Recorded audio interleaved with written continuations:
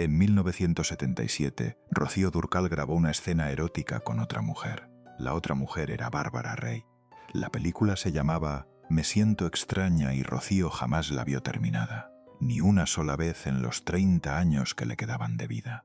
Se negó a ir al estreno, se negó a hacer promoción, se negó a hablar de ella en entrevistas, la llamó el peor error de su carrera y la borró de su historia como si nunca hubiera existido.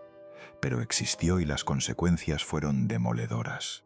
Ese mismo año, mientras el escándalo destrozaba su imagen en España, su marido estaba en Filipinas haciéndose pasar por soltero, presentándose como un actor español disponible, acostándose con una actriz filipina que no tenía la menor idea de que él tenía esposa y 3 hijos aguardándolo al otro lado del mundo. Rocío lo descubrió, cruzó medio planeta en Navidad para enfrentarlo y lo perdonó. 30 años más tarde, cuando ella ya había muerto y no podía defenderse, él lo confesó todo en un libro. Sus propios hijos se enteraron de la infidelidad de su padre a través de las páginas de unas memorias que cualquiera podía adquirir en cualquier librería. Y hay más. 10 años después de aquella película, Juan Gabriel, el hombre que la había convertido en la reina de las rancheras, el compositor que le había dado los mayores éxitos de su vida, dejó de hablarle para siempre. La razón oficial fue un problema con un videoclip. La razón verdadera, según un libro publicado por el ex-manager de Juan Gabriel, involucra al marido de Rocío de una manera que todavía hoy genera controversia, una acusación que la familia jamás ha querido comentar. Su nombre era María de los Ángeles de las Heras Ortiz. Nació pobre en un barrio obrero de Madrid, en una familia de 6 hijos que apenas llegaba a fin de mes. Murió siendo la cantante española más vendida de toda la historia. 40 millones de discos, 35 de oro, 30 de platino. Y lo que ocurrió entre esas dos realidades es un crimen emocional que nadie pagó. Hoy vas a descubrir 4 cosas que casi nadie cuenta sobre Rocío Dúrcal. 4 secretos que la industria del espectáculo, su propia familia y ella misma intentaron sepultar durante décadas. Primero, la película lésbica que arruinó su carrera en el cine. ¿Por qué una mujer que no necesitaba dinero aceptó un papel así? ¿Qué ocurrió realmente en el rodaje? Y el rumor que circuló durante años sobre la reacción violenta de Junior cuando vio las escenas. Segundo, las memorias que su viudo publicó 2 años después de que ella falleciera, donde confesó una infidelidad de varios meses con una actriz filipina llamada Vilma Santos, un libro que sus propios hijos se negaron a presentar y que reveló propiedades ocultas en México que no figuraban en ningún testamento. Tercero, la noche que pasó en una cárcel franquista por defender los derechos de los actores. Cómo la policía de Franco la detuvo por terrorismo y cómo Lola Flores pagó 200.000 pesetas para sacarla del calabozo sin que ella lo supiera. Y cuarto, la verdadera razón de la ruptura con Juan Gabriel, el libro que acusa a Junior de algo que la familia nunca ha querido comentar. ¿Por qué estuvieron 10 años sin dirigirse la palabra? ¿Y por qué Juan Gabriel no asistió al funeral de la mujer que había convertido sus canciones en himnos eternos? Te avisaré cuando llegue cada revelación, pero te advierto algo. Si te vas antes del minuto 40, te pierdes la parte que la familia Dúrcal lleva casi 20 años intentando borrar de la historia. Y te pierdes también la forma en que Rocío eligió vivir sus últimos años. Cómo siguió cantando mientras el cáncer la consumía, cómo grabó su último disco sin poder mantenerse de pie, y cómo subió a recoger su Grammy sabiendo que probablemente era la última vez que pisaría un escenario. Empecemos. Madrid, 1944. Barrio de 4 caminos, 6 hijos, un padre taxista, una madre que no daba abasto y una niña de 5 años que se subía a los pupitres del colegio a cantar porque no sabía hacer otra cosa. Esa niña se llamaba Marieta y tenía un abuelo que veía algo en ella que nadie más era capaz de ver. Mi abuelo me llevaba al bar donde jugaba al dominó y me subía a las mesas para que cantara. Recordaría a Rocío décadas después. Era mi único fan cuando nadie creía en mí. Guarda este detalle del abuelo. Lo vas a necesitar para entender por qué Rocío tomó ciertas decisiones que parecen incomprensibles, y para entender la herida que su padre le dejó el día de su boda, porque el padre de Marieta era otra historia. Tomás de las Heras quería que su hija fuera peluquera, un oficio seguro, nada de sueños, nada de escenarios. La vida era dura y había que ser práctico. El abuelo peleó con su propio hijo. Le dijo que estaba ciego si no veía el talento que tenía delante, y a los 10 años, contra la voluntad del padre, llevó a la niña a un programa de radio llamado Conozca a sus vecinos. Fue el primer paso de un camino que nadie en esa familia podía imaginar. Durante 5 años, Marieta participó en todos los concursos que encontraba. Cantaba flamenco con la pasión de alguien que ha sufrido. Usaba nombres artísticos que cambiaba constantemente. Rocío Benamejí, Rocío Fiestas. Ninguno funcionaba hasta que llegó 1959. Marieta tenía 15 años. Seguía siendo delgaducha, casi frágil, pero cuando abría la boca se transformaba en otra persona.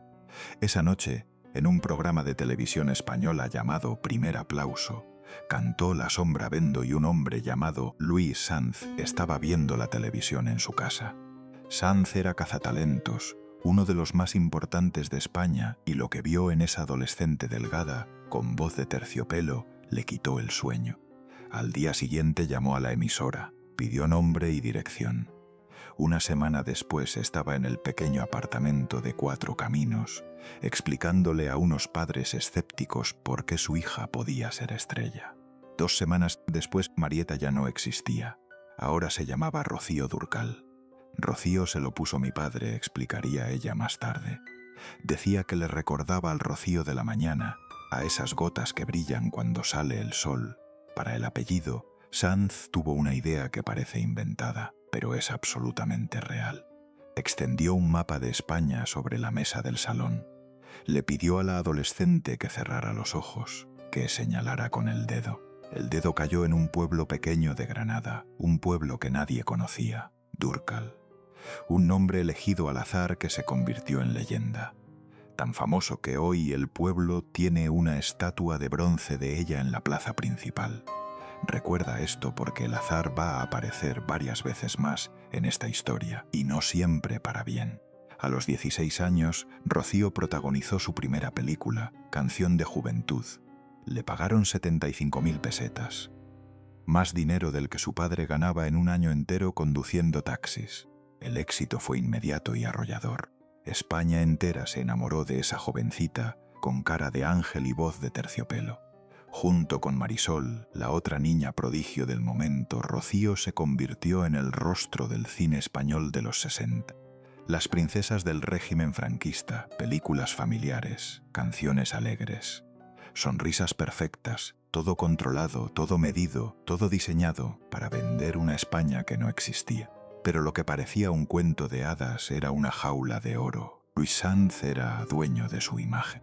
Cada película tenía que ser aprobada por él. Cada canción, cada aparición pública, cada entrevista. Rocío no podía opinar sobre su propia carrera. No podía elegir qué proyectos hacer. No podía negarse a nada. El contrato que había firmado a los 15 años, sin comprender lo que significaba, la ataba de pies y manos. Y lo peor, los porcentajes que le correspondían de sus propias películas eran mucho menores de lo que ella creía, mucho menores de lo que merecía. Esto es importante, guárdalo, porque cuando entiendas las condiciones reales de ese contrato, vas a entender por qué en 1977 aceptó rodar una película que destruiría todo lo que había construido. Recuerda, Rocío Dúrcal ganaba menos de lo que parecía, mucho menos, y eso la obligaría a tomar decisiones desesperadas. 1965. Rocío tiene 21 años, ya ha protagonizado varias películas exitosas, ya es una de las caras más reconocibles de España y está a punto de conocer a los hombres que le destrozarán la vida. Durante el rodaje de Más bonita que ninguna, conoció a un grupo de músicos contratados para componer las canciones de la película. Se llamaban Los Brincos, los Beatles españoles, 4 jóvenes atractivos y talentosos que representaban todo lo moderno, todo lo que el franquismo odiaba, pero no podía prohibir. Entre ellos había dos que destacaban, Juan Pardo y Antonio Morales, conocido como Junior. Rocío se enamoró, pero no de quien crees. Se enamoró de Juan Pardo, el líder, el carismático, el que todas las chicas querían y todos los chicos querían ser. Y Junior estaba saliendo con Marisol, la rival directa de Rocío, la otra princesa del cine español, la única que le hacía sombra. Piensa en eso un momento. Las dos estrellas más grandes del país, enamoradas de los dos músicos más famosos del momento. Parece el guión de una película que ellas mismas habrían protagonizado, pero la realidad fue mucho más complicada, mucho más humana, mucho más dolorosa. Ahora viene lo interesante, lo que nadie cuenta. Rocío comenzó a salir con Juan Pardo. Oficialmente eran novios. La prensa los fotografiaba juntos, parecían la pareja perfecta. Pero años después, cuando ya no había nada que perder, Rocío confesaría la verdad.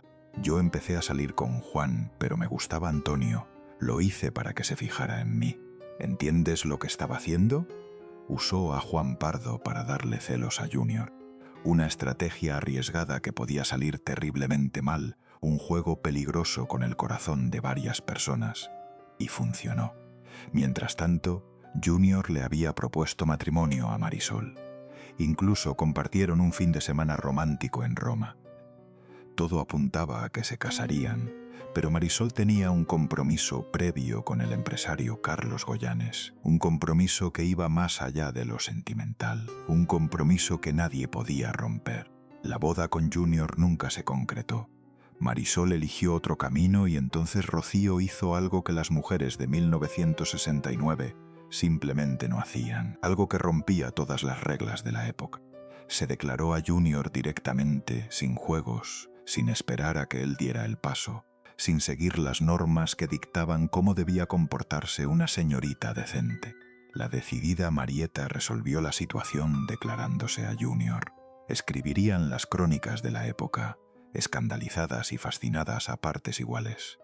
Juan Pardo se enteró de que su compañero de dúo le había quitado la novia, o más bien de que la novia había elegido a otro. El grupo Juan y Junior, que acababan de conformar tras dejar los brincos, se disolvió poco después. La amistad nunca se recuperó. El resentimiento duró décadas. A Rocío no le importó el precio. Había conseguido lo que quería. Quizá tú también has hecho algo así alguna vez.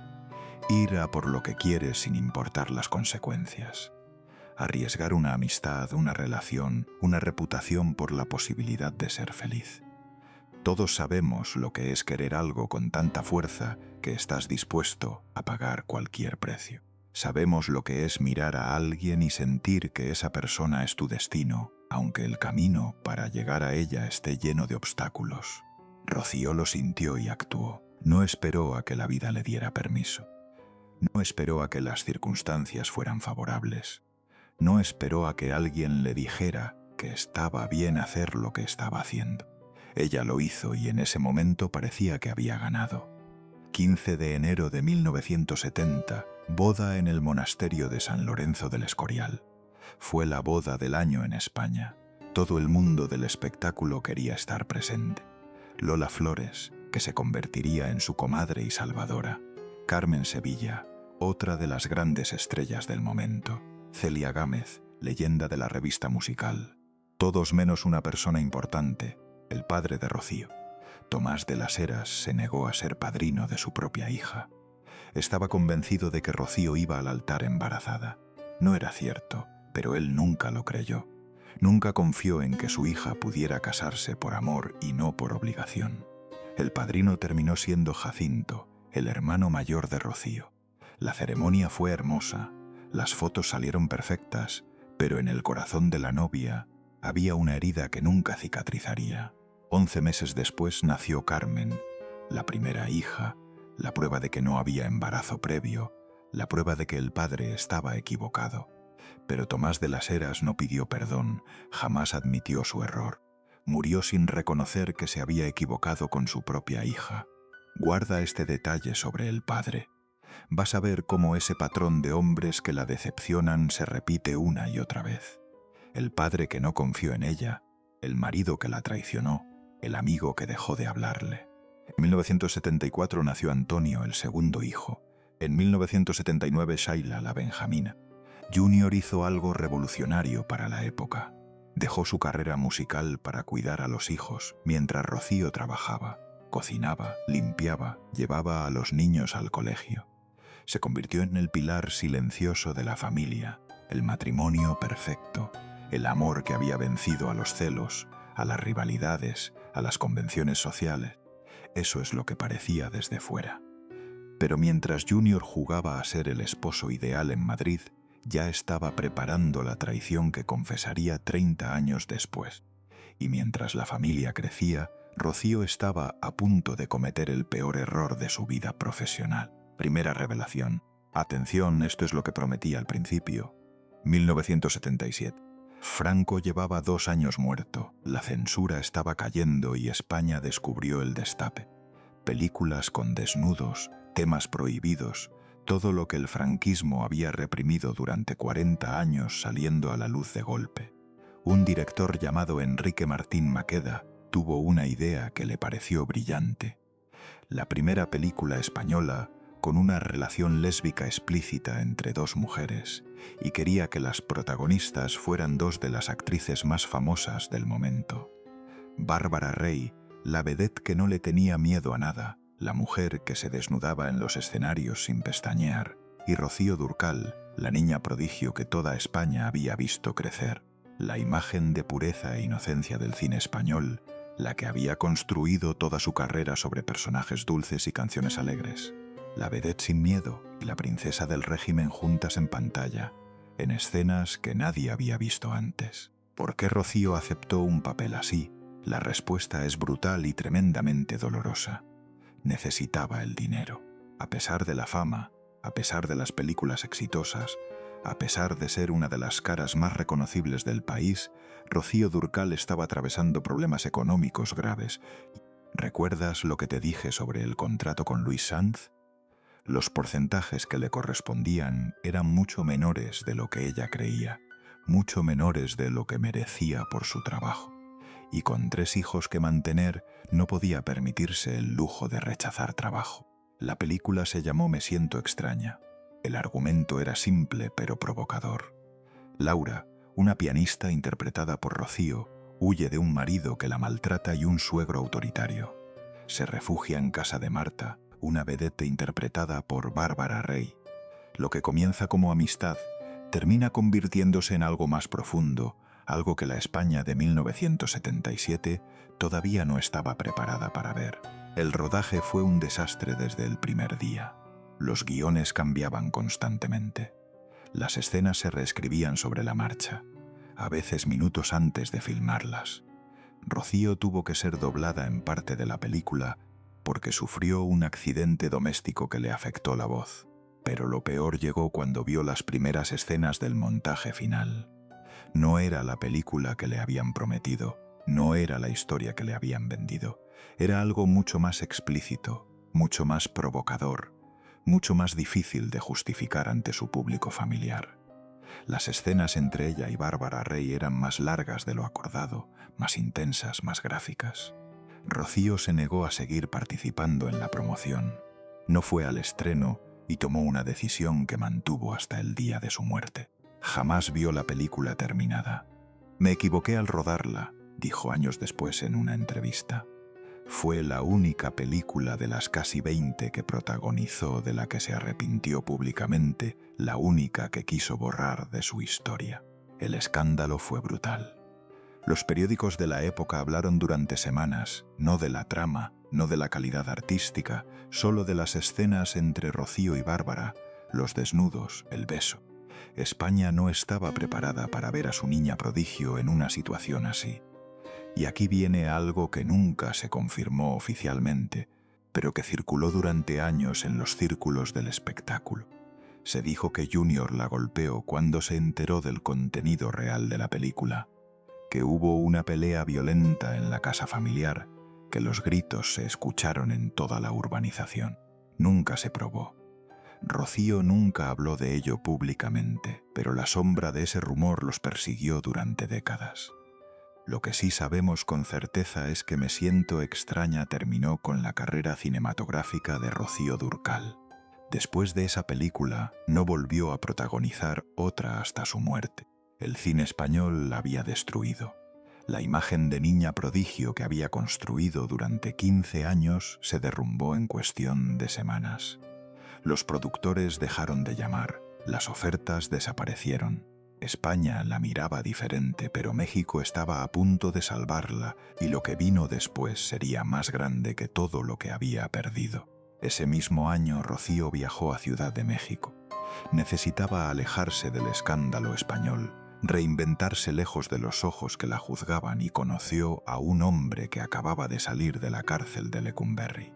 Se llamaba Alberto Aguilera Valadez. El mundo lo conocía como Juan Gabriel, el divo de Juárez, el compositor más prolífico de México, el hombre que escribía canciones como quien respira. El encuentro fue casual. Un productor de Sony los presentó pensando que podrían colaborar en algo pequeño, un disco experimental, una prueba de concepto. Rocío dudaba profundamente. «Ya hay grandes artistas en la ranchera», le dijo a Juan Gabriel en su primera reunión. «Lola Beltrán, Lucha Villa, María de Lourdes. ¿Qué puedo aportar yo que ellas no tengan?» Juan Gabriel la miró fijamente durante varios segundos. Después habló con esa seguridad que lo caracterizaba. «Tú tienes algo que ellas no tienen, el dolor de una mujer que ha sufrido de verdad, y eso se escucha en tu voz. No importa lo que cantes, se escucha». Tenía razón y los siguientes 30 años lo demostrarían. Ese mismo año grabaron Rocío Dúrcal canta a Juan Gabriel. El álbum fue un éxito moderado en México, suficiente para que la industria se fijara en ella, suficiente para que siguieran trabajando juntos. Durante los siguientes 7 años, disco tras disco, Rocío fue conquistando territorio. Primero México, después toda Centroamérica, luego Colombia, Venezuela, Argentina. Finalmente los millones de latinos que vivían en Estados Unidos. Pero antes de contarte cómo se convirtió en la reina de las rancheras, necesito contarte lo que Junior estaba haciendo mientras su esposa conquistaba México, porque aquí viene algo que no te esperas. Tercera revelación. Sí, me estoy saltando la segunda. Vas a entender por qué en unos minutos. 1978. Un año después de Me siento extraña, Rocío está en México grabando discos. Su carrera despega como nunca antes. Los escenarios se llenan, los discos se venden. El futuro parece brillante. Junior está en Filipinas. Había viajado al país donde nació para hacer películas como actor. Una oportunidad de retomar su propia carrera, de demostrar que él también podía brillar, de ser algo más que el marido de Rocío Dúrcal. Los productores filipinos le dieron un consejo que parecía inofensivo: preséntate como soltero. A la gente le gusta verte disponible. Es mejor para la promoción de las películas. Junior lo aceptó sin pensarlo demasiado. Sin internet, sin redes sociales, sin teléfonos móviles, sin manera de verificar nada. Era increíblemente fácil inventar una vida nueva al otro lado del mundo. Nadie en Filipinas conocía a Rocío Dúrcal. Nadie sabía que ese actor español guapo y carismático tenía esposa y 3 hijos aguardándolo en Madrid. Se enamoró de su coprotagonista, una actriz filipina llamada Vilma Santos, joven, exitosa, hermosa, que no tenía la menor idea de que el hombre con el que se acostaba tenía una familia completa al otro lado del mundo. El romance duró meses, 3 películas rodadas juntos, noches compartidas lejos de todo lo que Junior había construido con Rocío. Pero Rocío intuía algo desde la distancia. Las llamadas que no llegaban cuando deberían llegar, las excusas que no encajaban del todo, las respuestas evasivas cuando preguntaba qué había hecho ese día, esa sensación en el estómago que todas las mujeres conocen cuando algo no está bien con la persona que aman. En diciembre de 1978 tomó una decisión drástica. Salió de Los Ángeles, donde estaba grabando el 23 de diciembre. Voló durante más de un día cruzando el Pacífico. Llegó a Manila el 25 de diciembre, Navidad. ¿Cómo que estas me van a quitar a mi hombre? De eso nada. Eso pensaba mientras cruzaba medio mundo para enfrentar a su marido. No sabemos exactamente qué pasó en esa habitación de hotel. No sabemos qué palabras se dijeron a puerta cerrada. No sabemos si hubo gritos o lágrimas o silencios que dolían más que cualquier grito. Lo que sí sabemos es que Junior regresó a España cuando terminó su tercer contrato obligatorio y nunca más volvió a alejarse de su familia. Vilma Santos continuó con su vida en Filipinas. Hoy es una política poderosa en su país. Senadora, figura respetada, probablemente ni recuerda al músico español con el que tuvo un romance hace casi 50 años. Rocío lo perdonó, o al menos decidió seguir adelante. Decidió que 36 años de matrimonio valían más que unos meses de traición. Decidió que el amor que sentía por Junior era más fuerte que el dolor que él le había causado. Pero la historia no termina ahí, porque 30 años después, cuando ella no podía defenderse, Junior lo confesó todo. 2008, 2 años después de la muerte de Rocío, Junior publicó sus memorias. El libro se llamaba Mucho antes de dejarme. Lo escribió con la ayuda de la periodista Eva Celada, y en esas páginas lo confesó absolutamente todo. La infidelidad, el romance con Vilma Santos, los meses de engaño, las mentiras que había sostenido durante 30 años. Sus hijos se enteraron por el libro, no por una conversación privada de padre a hijos, no por una confesión íntima en el salón de casa, sino por un libro que cualquiera podía comprar en cualquier librería de España. Carmen y Antonio, los hijos mayores, no fueron a la presentación. Mostraron su rechazo públicamente ante los medios. No podían perdonar que su padre hubiera expuesto así la memoria de su madre. El hijo Antonio descubrió además algo que lo destrozó. Rocío tenía propiedades en México y cuentas bancarias en el extranjero que no aparecían en el testamento español, propiedades que Junior había ocultado deliberadamente. El patrimonio real de la familia era mucho mayor de lo que los hijos creían. La familia se fracturó por completo. Junior cayó en una depresión profunda de la que nunca salió. El alcohol se convirtió en su único refugio. Su desayuno dejó de ser café con leche, era vino tinto.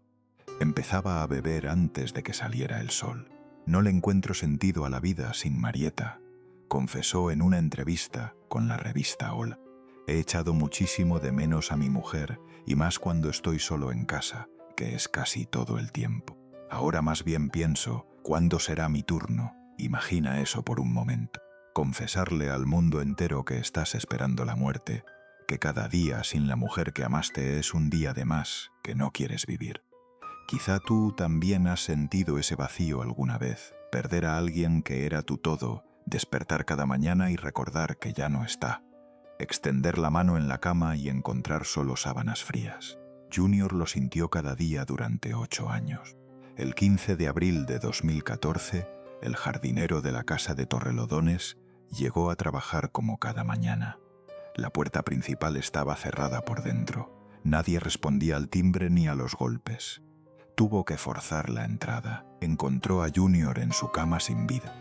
Los médicos certificaron muerte natural. Un infarto agudo de miocardio, dijeron los papeles oficiales. Pero todos los que lo conocían sabían la verdad que ningún certificado médico podía reflejar. Antonio Morales Jr. murió de amor, de un corazón que no pudo seguir latiendo sin Rocío. Shaila, la hija menor, publicó un mensaje que lo resumía todo. Ahora podréis estar juntos toda la eternidad. Sé que ella te está esperando. Si esta historia te está moviendo algo por dentro, suscríbete a Detrás de la Fama y activa la campanita para no perderte ninguna de estas historias. Pero todavía no te he contado lo de Juan Gabriel y eso es lo más turbio de todo. Segunda revelación. Ahora sí, lo que has estado esperando. Durante casi una década, Juan Gabriel y Rocío fueron inseparables. 10 álbumes juntos, giras internacionales que llenaban estadios en toda Latinoamérica. Canciones que se convirtieron en himnos de toda una generación. Rocío fue como un alma gemela, diría Juan Gabriel en una entrevista. Una amiga como ella es para siempre, y es lo más cerca que he estado de un amor eterno. En 1984, Canta a Juan Gabriel volumen 6 vendió 5,5 millones de copias. Uno de los 10 discos más vendidos en toda la historia de México. Más que cualquier álbum de rock internacional. más que artistas con maquinarias promocionales gigantescas. Costumbres, amor eterno, déjame vivir, fue un placer conocerte. Canciones que todavía suenan en cada funeral, en cada cantina, en cada corazón roto de Latinoamérica. Canciones que México adoptó como propias, aunque las cantara una española.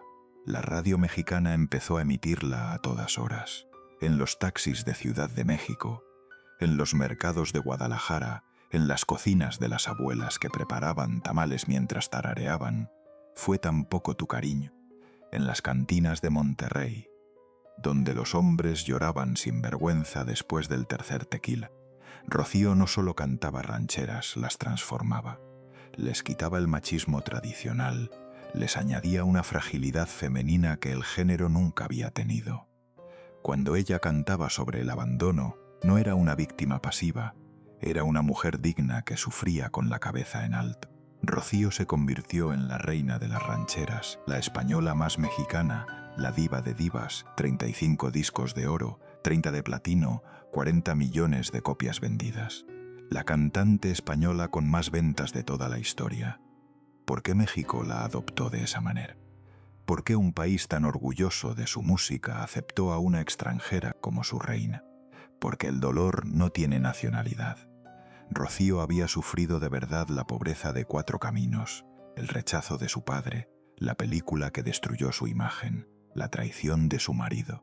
Cuando cantaba sobre el desamor, lo recordaba, y eso se escuchaba en cada nota que salía de su garganta.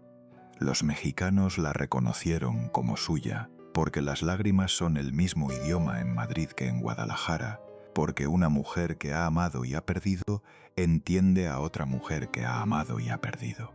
Pero en 1986 todo cambió de la noche a la mañana, sin aviso, sin explicación pública. Juan Gabriel y Rocío dejaron de hablarse. 10 años de silencio absoluto entre dos personas que habían creado música que emocionaba a millones. La versión oficial habla de problemas con disqueras, contratos que impedían a Rocío cantar las canciones de Juan Gabriel sin pagar regalías desorbitadas, cuestiones legales y comerciales que escapaban al control de ambos. Pero hay otra versión, una que ninguno de los dos confirmó jamás, una que sus familias todavía prefieren no discutir. La primera versión involucra un videoclip. Rocío estaba grabando el clip de La Guirnalda en Puerto Vallarta, México. Era un proyecto importante. Había invertido tiempo, dinero y esfuerzo en cada detalle. De repente, sin aviso previo, llegó un equipo de televisión al set de grabación. Cámaras, luces, productores que nadie había invitado. Juan Gabriel los había enviado. Quería grabar material para un programa especial de televisión, sin avisar a Rocío, sin pedir permiso, como si el trabajo de ella fuera suyo para usar como quisiera. Rocío se enfureció como pocas veces en su vida. Lo llamó por teléfono esa misma noche y le reclamó de forma brusca, directa, sin filtros. Juan Gabriel se ofendió profundamente. Ninguno de los dos pidió disculpas, ninguno cedió. Pero hay otra versión mucho más oscura, una que apareció en un libro publicado por Joaquín Muñoz, ex-manager de Juan Gabriel durante años. Según Muñoz, la ruptura no tuvo nada que ver con videos, ni con disqueras, ni con derechos de autor. La ruptura fue por Junior. El libro afirma que Juan Gabriel estaba enamorado de Antonio Morales, del marido de Rocío, y que ella los encontró juntos en una habitación en circunstancias comprometedoras. Esta versión fue rebatida de inmediato por el productor musical Gustavo Farías, quien conocía a los 3 protagonistas desde hacía décadas. No se hablaban, pero se respetaban, dijo Farías. Nunca hubo nada de lo que Muñoz afirma. Es ficción pura. La verdad probablemente murió con ellos. Juan Gabriel falleció en 2016, Rocío en 2006, Junior en 2014. Ya no queda nadie vivo que pueda confirmar o desmentir lo que realmente ocurrió entre esos 3. Lo que sí sabemos con certeza es que estuvieron 10 años sin hablarse. En 1997 intentaron reconciliarse públicamente. Grabaron un álbum llamado Juntos otra vez. El título lo decía todo, o eso parecía decir, pero la reconciliación fue solo profesional, pura fachada para las cámaras y los periodistas. En el estudio grababan sus partes por separado. Fuera del estudio apenas cruzaban palabra. El productor del disco lo confirmó años después. Trabajaban en turnos distintos para no tener que verse la cara. Quizá tú también sabes lo que es eso. Intentar arreglar algo que ya está roto para siempre, fingir delante de otros que todo está bien cuando por dentro sabes que nunca volverá a ser lo mismo. El 25 de marzo de 2006, Rocío murió de cáncer en su casa de Torrelodones. Juan Gabriel no fue al funeral. Un mes y medio después, cuando las cámaras estaban mirando, organizó un homenaje público masivo en su memoria. Cantó todas las canciones que ella había hecho famosas. Habló de lo mucho que la quería. Derramó lágrimas delante de miles de personas. Shaila Durkal, la hija menor de Rocío, no pudo contenerse ante lo que consideraba una hipocresía insoportable. Declaró públicamente a los medios: «Me parece poco fiel que le haga un homenaje cuando nunca le mandó ni un mensaje ni una llamada a mi madre mientras estaba enferma». Juan Gabriel murió 10 años después, en agosto de 2016, en una habitación de hotel en California, solo, sin haberse reconciliado de verdad con la mujer que había convertido sus canciones en himnos eternos. Sea cual sea la verdad sobre lo que pasó entre ellos tres, Rocío, Junior, Juan Gabriel se la llevaron a la tumba. Antes de llegar al final, necesito contarte algo que sucedió en 1975, 2 años antes de Me siento extraña, 2 años antes de México, porque Rocío Durkal no fue solo cantante y actriz, también fue activista y casi le cuesta la libertad. España, febrero de 1975. Franco todavía gobernaba con mano de hierro.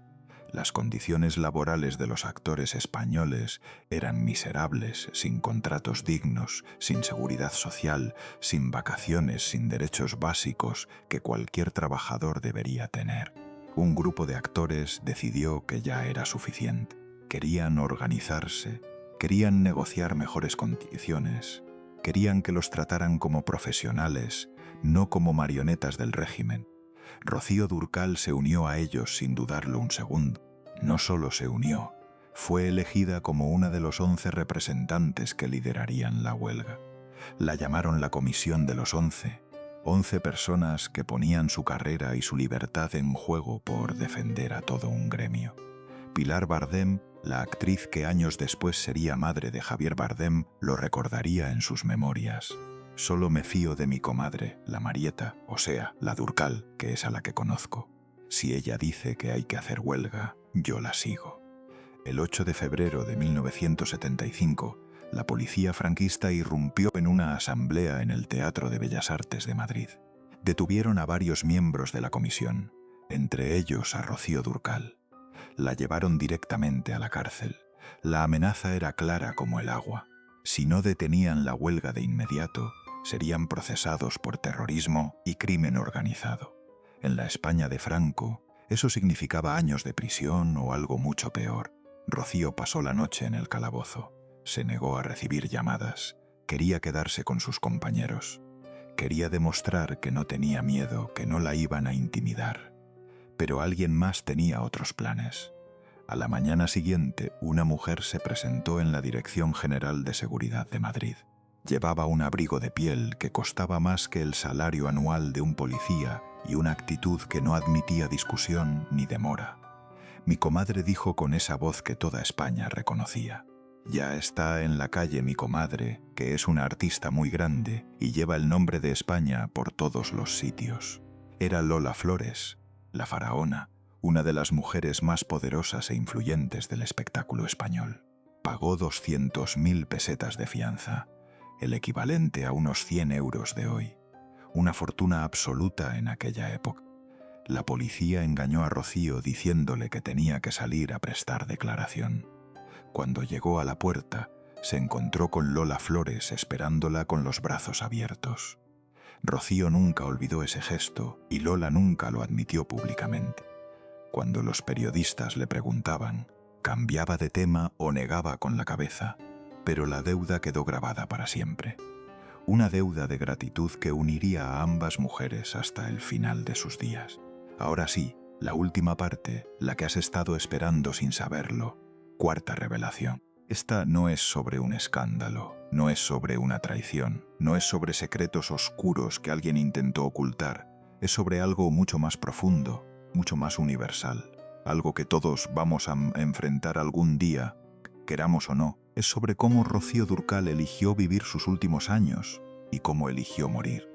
Octubre de 2001. Rocío acababa de grabar Entre tangos y mariachi, uno de sus últimos discos. Se sentía agotada, más de lo normal, una fatiga que no desaparecía con el descanso. Se hizo unos análisis rutinarios. Cáncer de útero. Tenía 57 años, 3 hijos adultos, nietos que empezaban a llenar la casa de risas, una carrera que todavía llenaba estadios en toda Latinoamérica. Todo eso amenazado por 6 letras que nadie quiere escuchar. La doctora le explicó las opciones con esa frialdad clínica que los médicos aprenden. Cirugía inmediata, quimioterapia agresiva, radioterapia, pronóstico reservado. Rocío escuchó en silencio, después hizo una sola pregunta. ¿Puedo seguir cantando? La doctora no supo qué responder. Junior fue el primero en saberlo después de ella. Se sentaron juntos en el jardín de Torrelodones, el mismo jardín donde él moriría 13 años después esperando reunirse con ella. Y hablaron hasta que salió el sol. No de tratamientos, no de pronósticos, no de lo que los médicos habían dicho. Hablaron de lo que habían vivido juntos, de los errores cometidos, de las cosas que nunca se habían dicho, de Filipinas, de los silencios que habían durado demasiado, de todo lo que habían guardado durante 30 años de matrimonio. Esa noche, según contaría Junior años después, fue cuando realmente se perdonaron todo. Las infidelidades, los secretos, las mentiras, todo quedó atrás en esas horas antes del amanecer. Rocío canceló las giras de inmediato, se sometió a tratamientos agresivos, quimioterapia, radioterapia, cirugías. El cabello se le cayó, las náuseas la dejaban en cama durante días. Perdió 20 kilos hasta quedar irreconocible, pero siguió trabajando. En 2003 grabó un dueto con Julio Preciado, el cantante mexicano. Si nos dejan se llamaba la canción, una canción sobre el amor que sobrevive a todo. Apenas podía mantenerse de pie en el estudio. Los técnicos tuvieron que traerle una silla alta para que pudiera apoyarse entre tomas. Grababa 2 líneas y tenía que descansar 5 minutos. Nadie lo notó en la grabación final.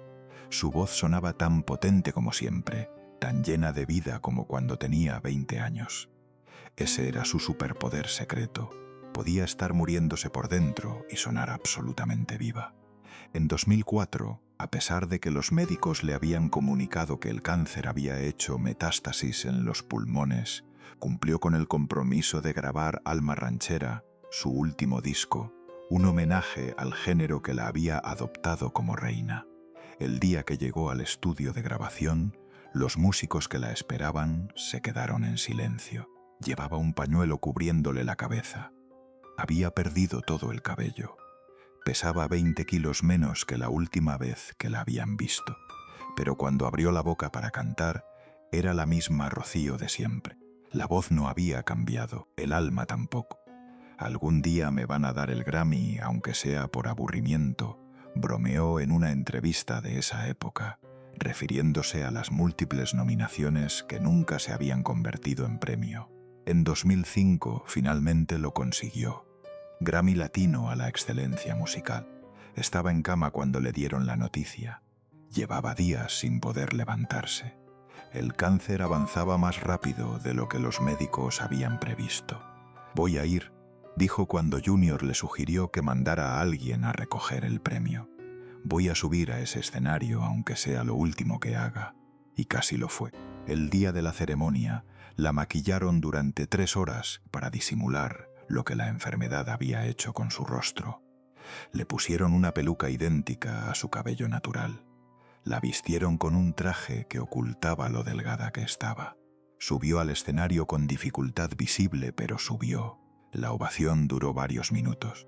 El público sabía que estaba enferma. Sabía que probablemente era la última vez que la verían en un escenario. Le gritaban que la querían, que era la mejor, que nunca la olvidarían. Ella sonrió con esa sonrisa que había perfeccionado durante 50 años de carrera. La sonrisa que ocultaba el dolor, la sonrisa que decía todo está bien, cuando nada estaba bien. El show tenía que continuar. Lo había escuchado toda su vida desde los 5 años cantando sobre pupitres, desde que su abuelo la subía a las mesas de los bares para que los clientes la escucharan. Cuando estaba enferma de gripe y Luis Sanz la obligaba a filmar escenas, el show tenía que continuar. Cuando Me siento extraña destruyó su imagen y tuvo que reinventarse desde cero en México, el show tenía que continuar. Cuando Juan Gabriel dejó de hablarle y tuvo que seguir cantando sus canciones sin él, el show tenía que continuar. Cuando su cuerpo se negaba a responder y las fuerzas la abandonaban, el show tenía que continuar. El 25 de marzo de 2006, a las 5 de la tarde, el show finalmente no pudo continuar más. Los últimos días fueron tranquilos. Rocío había dejado de luchar contra lo inevitable. Había aceptado que su cuerpo ya no podía más. Pidió que la dejaran en su habitación de Torrelodones. No quería hospitales, no quería máquinas.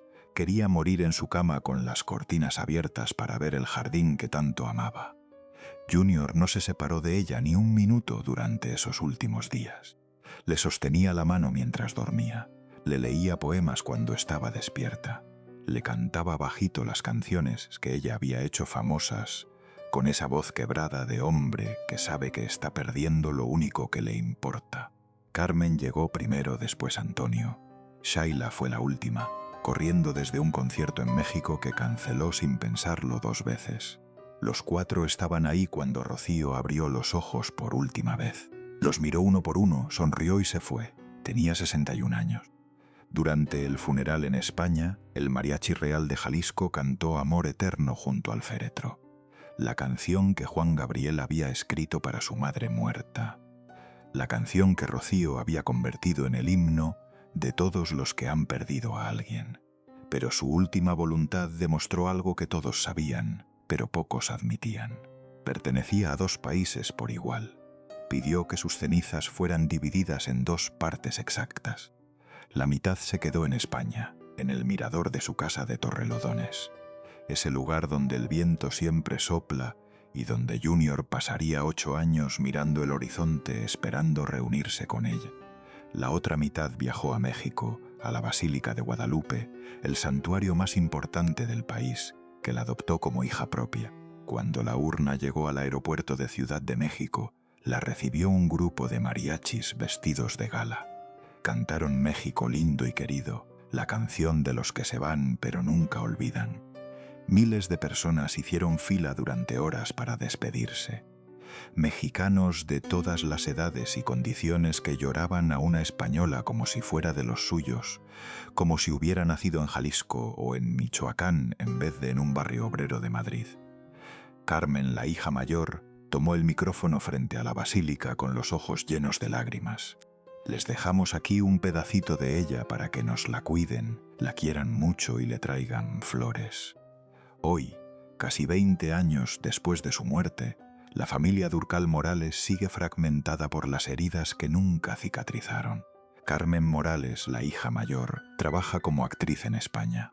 Guarda celosamente los diarios que su madre escribía durante sus largas giras por América. Diarios donde Rocío volcaba todo lo que no podía decir en público. Sus miedos, sus frustraciones, sus secretos más íntimos. Nunca se publicarán, ha dicho Carmen con firmeza en cada entrevista donde le preguntan.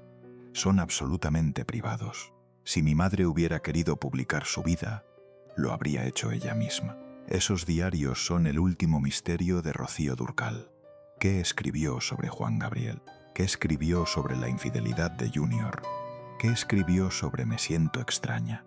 Probablemente nunca lo sabremos. Antonio Morales, hijo, se alejó por completo del mundo del espectáculo. Gestiona restaurantes y un concesionario de coches de alta gama en Madrid.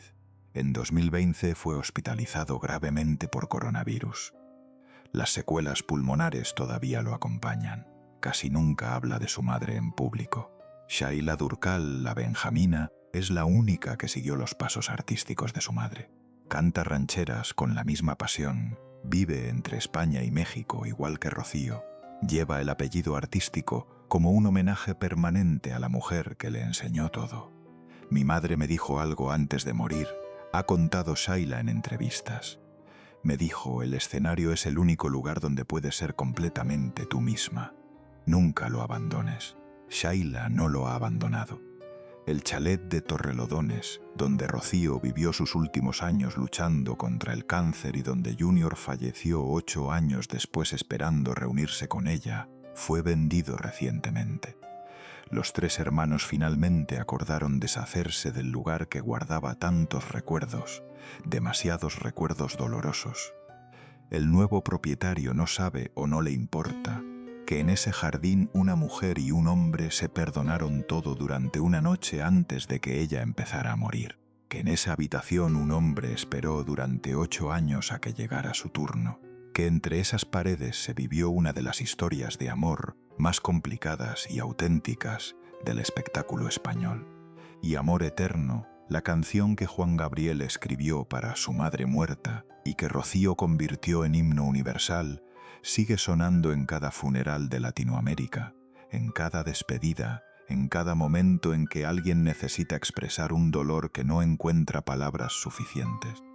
Rolling Stone la incluyó en la lista de los 200 mejores cantantes de toda la historia de la música, puesto 139, por delante de Bono, de Christina Aguilera, de Barbra Streisand, por delante de nombres que parecían intocables. La revista escribió que Durkal tenía una manera única de combinar la cálida suavidad de su mezzosoprano con un canto intenso y oscuro en los momentos más destacados de su carrera. Pero ninguna lista, ningún premio, ningún reconocimiento puede capturar lo que Rocío Dúrcal significó para millones de personas en 2 continentes. Fue la niña que venció la pobreza con talento y determinación. La mujer que sobrevivió al escándalo que habría destruido a cualquier otra. La artista que conquistó un país que no era el suyo y lo hizo amarla como a nadie. La esposa que perdonó lo imperdonable porque el amor verdadero perdona. La madre que trabajó hasta el último día de su vida para dejar algo a sus hijos. Y fue sobre todo una voz que hacía llorar a los mexicanos con canciones de desamor, que les recordaba a sus madres ausentes, a sus amores perdidos, a todo lo que dejaron atrás cuando la vida los obligó a seguir adelante.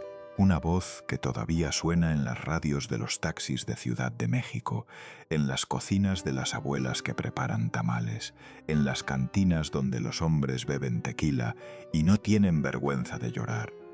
María de los Ángeles de las Heras Ortiz nació pobre en un barrio obrero de Madrid. Una niña más entre millones, sin ningún privilegio, sin ninguna ventaja, sin ninguna conexión que le abriera puertas. Murió siendo la cantante española más querida de México. Una leyenda, un mito, un nombre que seguirá resonando mientras existan corazones rotos que necesiten consuelo. Y entre esas 2 realidades, la niña pobre de 4 caminos y la reina de las rancheras vivió una vida que tuvo de todo. Amor y traición, éxito y fracaso, lealtad y abandono, gloria y vergüenza, enfermedad y fortaleza. El show siempre tuvo que continuar hasta que su cuerpo dijo que no podía más. Si esta historia te removió algo por dentro, si sentiste algo mientras la escuchabas, suscríbete a Detrás de la Fama y dale a la campanita ahora mismo, porque hay más historias como esta esperando ser contadas. Historias de artistas que el público amó sin conocer lo que sufrían en privado. Historias de familias que parecían perfectas y escondían secretos devastadores. Historias de personas que tuvieron que elegir entre su carrera y su dignidad, entre el amor y la verdad, entre lo que querían y lo que podían tener. La próxima semana, Juan Gabriel, el hombre que escribió Amor Eterno, pero nunca pudo cantarla completa sin quebrarse. Lo que realmente pasó entre él y Rocío. La verdad sobre su sexualidad que él mismo nunca quiso confirmar y los secretos que se llevó a la tumba cuando murió solo en una habitación de hotel en California a las 3 de la madrugada, sin nadie que le sostuviera la mano. Esa historia es todavía más oscura que esta y también más triste. Si no quieres perdértela, suscríbete a Detrás de la Fama, que es gratis y nos ayuda a seguir contando estas historias. Nos vemos ahí.